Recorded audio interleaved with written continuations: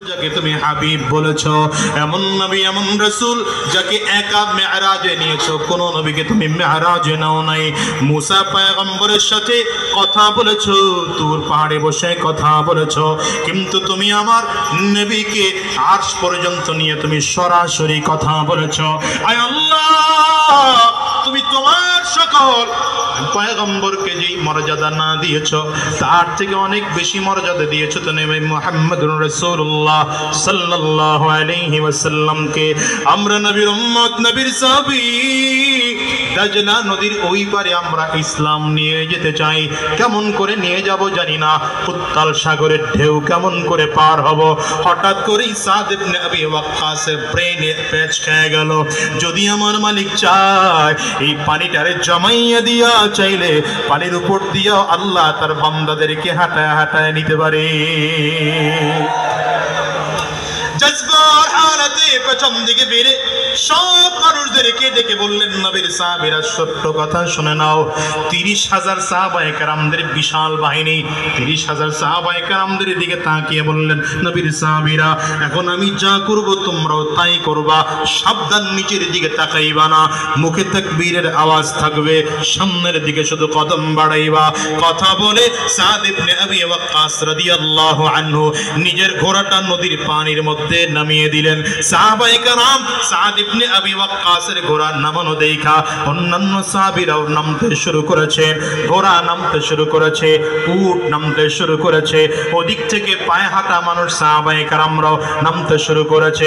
আশ্চর্যের বড় ব্যাপার, ঘোড়া পানি যদিও পানির মধ্যে নেমে যায়, ঘোড়ার পানিটার মধ্যে ওই ছোট্ট খুরের মধ্যে পানি জমে না, আল্লাহ তাআলা পুরো পানিটা জমায়ে দিলেন। মরুভূমির মধ্যে ঘোড়া হাঁকাইলে যেমন যাওয়া যায়, পানির মধ্যে সাহাবায়ে কেরাম তেমন ঘোড়া হাঁকায় সামনে আগা। 30,000 সাহাবীরা একসাথে চলতেছে, কাফিররা দূর থেকে তাকায় দেখে 2 লক্ষ প্রায় কাফির, লক্ষের উপরে কাফিররা দাঁড়ানো। এরা এই আশার অবস্থা দেখে পালিয়েছে, অল্প কিছু কাফিররা ওখানে দাঁড়িয়েছিল। সাদ ইবনে আবি ওয়াক্কাস রাদিয়াল্লাহু আনহু নদী পার হয়ে ওই কাফিরদের কাছে জিজ্ঞাসা করলেন, সবাই তো চলে গেল, তোমরা কেন দাঁড়ায় আছো? বলে, আমরা দাঁড়ায় আছি, এক তো তোমাদেরকে ভয় পাইলাম, দ্বিতীয় দিকে একটা আশ্চর্য বিষয় দেখলাম, পানির মধ্যে থেকে ঘোড়া হাঁকাও, কিন্তু আমাদের কাছে মনে হয় মরুভূমির মধ্যে ঘোড়া হাঁকাইলে যেমন পায়ের খোঁড়ার বাড়িতে বাড়িতে বালু বের হয়, আমাদের কাছে মনে হলো যেন এটা পানি নয়, মরুভূমির বালু পায়ের গোড়ার থেকে বের হয়। বলেন, সাহায্য করেছেন কে? আরো জোরে বলো, আরো জোরে বলো কে? চিল্লা বলো কে? আওয়াজ দিয়ে আরো জোরে বলো কে? সাদ ইবনে আবি ওয়াক্কাস রাদিয়াল্লাহু আনহু নদী পার হয়ে গেলেন। নদী পার হয়ে যাওয়ার পরে কাফির মুশরিকরা পরামর্শ করে কি করা যায়, 30,000 সৈন্যবাহিনীকে বিশাল জঙ্গলের মধ্যে পাঠিয়ে দাও, ওখানে বিষাক্ত প্রাণী আছে, বাঘ ভাল্লুক আছে, বিষাক্ত প্রাণী তাদেরকে ধ্বংসন করে জমিন থেকে বিদায় করে দিবে। সাদ ইবনে আবি ওয়াক্কাস রাদিয়াল্লাহু আনহু বিশাল সৈন্যবাহিনী লইয়া বাগানের মধ্যে চলে গেলেন। চলতে চলতে চলতে চলতে রাত্রি যাপন করার জন্য সন্ধ্যার পরে যখন বাগানের কিনারায় চলে গেলেন, খুব চারিদিক খেয়াল করে দেখতেছেন, এটা সাধারণ কোনো বাগান নয়, আফ্রিকার জঙ্গল দেখা যায়। এত মারাত্মক জঙ্গল, ভয়ানক সাপ, বড় বড় বাঘ, বড় বড় হিংস্র প্রাণী তাদের দিকে হা করে তাকিয়ে আসতেছে। সাহাবায়ে কেরাম বড় ভয় পায়, সব চলে আসছেন সাদ ইবনে আবি ওয়াক্কাস রাদিয়াল্লাহু আনহুর কাছে। নবীর সাহাবী, আজকে একটা রাত যদি আমরা এই বাগানের মধ্যে কাটাই, বিশাল জঙ্গলের মধ্যে কাটাইলে আমরা সকালবেলা একজন বেঁচে ফিরব না। বিশাল জঙ্গল, এটার এই মাথা ওই মাথা পর্যন্ত খুঁজে পাওয়া যায় না।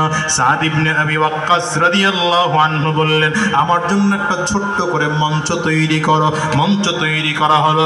সাদ ইবনে আবি ওয়াক্কাস মঞ্চের উপরে দাঁড়াইয়া সকল পুরো বাগানটার মধ্যে দাঁড়ায় ঘোষণা দিচ্ছেন, ইয়া আইয়ুহাল হাশারাত, হে বনের প্রাণীরা শুনে নাও, নাহনু আসহাবু রাসূলিল্লাহ সাল্লাল্লাহু আলাইহি ওয়াসাল্লাম, আমরা নবীর সাহাবী, সাবধান, আজকে রাত্র আমরা এখানে কাটাবো, তোমরা সাবধান, আমাদেরকে আক্রমণ করবে না। আমার এই ঘোষণা দেওয়ার পরে এক এক করে করে যত প্রাণীরা আছো জঙ্গল থেকে বের হয়ে যাও। কত সাহসী ঘোষণা। এরপরে আবার ডেকে বলছেন, শোনো, আমার ঘোষণার পরে কোন প্রাণীকে আমরা যদি বাগানের মধ্যে পাই তাকে জমিন থেকে বিদায় করে দেব, তাকে হত্যা করব। মুফাসসিরিন মুহাদ্দিসিনগণ বলে, বর্ণনাকারীরা বলেছে, এই এক ঘোষণা দেওয়ার সাথে সাথে তাকায় দেখা গেল সাপ তাদের রাস্তা দিয়ে ধীরে ধীরে বের হইয়া বাগানের বাহিরে চলে যায়। জঙ্গলার পশু প্রাণীগুলো, বাঘগুলো বিভিন্ন রাস্তা দিয়ে বের হয়ে যায়, ওই সিংহগুলো বিভিন্ন রাস্তা দিয়ে বের হয়ে যায়, বিচ্ছুগুলো বিভিন্ন রাস্তা দিয়ে বের হয়ে যায়। এই প্রাণীরাও যেন বুঝাইতে চায় আল্লাহ নবীর সাহাবী এই জমিনের মধ্যে এসেছে, ইমানদারদের শরীরে আক্রমণ করার মতো যাররা পরিমাণ ক্ষমতা আমাদের না। আমরাও তো এই সাহাবীদেরকে অনুসরণ করি মুসলমান। হ্যাঁ, আমাদের ইমানদার সাহাবায়ে কেরামদের ইমানের মতো আমাদের ইমান নয়, আমাদের ইমান সাহাবায়ে কেরামদের মতো নয়, কিন্তু আমরা আল্লাহ পাকের কাছে এতটুকু তো বলতে পারবো, আল্লাহ সাহাবায়ে কেরামদের যেমন দাড়ি ছিল আমার মুখেও তেমন দাড়ি আছে, সাহাবায়ে কেরামদের মাথায় টুপি ছিল আমাদের মাথায় টুপি আছে, সাহাবায়ে কেরামদের মাথায় পাগড়ি ছিল আমাদের মাথায় পাগড়ি আছে, সাহাবায়ে কেরামদের শরীরেও সুন্নতি কাপড় ছিল আমাদের শরীরেও সুন্নতি পোশাক আছে, সাহাবায়ে কেরাম 5 ওয়াক্ত নামাজ পড়তেন, আমরাও 5 ওয়াক্ত নামাজ পড়ি, সাহাবায়ে কেরাম জিকির আজকার করতেন, আমরাও জিকির আজকার করি, সাহাবায়ে কেরামও চোখের পানি ফেলে ফেলে কাঁদতেন, আমরাও চোখের পানি ফেলে কাঁদি, সাহাবায়ে কেরামও যুদ্ধের ময়দানে নবীর দ্বীনকে জিন্দা করার জন্য রক্ত দিয়ে গিয়ে বড় চেষ্টা করেছেন। আমরাও তোমার দ্বীনকে জমিনে বাস্তবায়নের জন্য চেষ্টা করি। আমি তো মনে করি এমন চিন্তা করে যদি ময়দানে আগাইতে পারো, কোন স্বৈরাচার এই মুসলমানদেরকে দাবায় রাখার শক্তি রাখে না। দেখো না, ওই স্বৈরাচারের পুলিশ ছিল, পারে নাই তারা, র‍্যাব ছিল, পারে নাই তারা, আর্মি ছিল, পারে নাই, তারপরেও পারে নাই। এখন যদি খালি হাতে কেউ মুসলমানের সাথে খেলা করার জন্য আসে, সাবধান করে বলে যায় জিততে পারবা না, হেরে যাইবা, মুসলমানরাই জিতে যাবে। জোরে বলো ঠিক কিনা? কারণ মুসলমানেরা কার দলের? জোরে চিল্লায় বলেন, কার দলের? আরো জোরে জোরে বলেন না, কার দলের?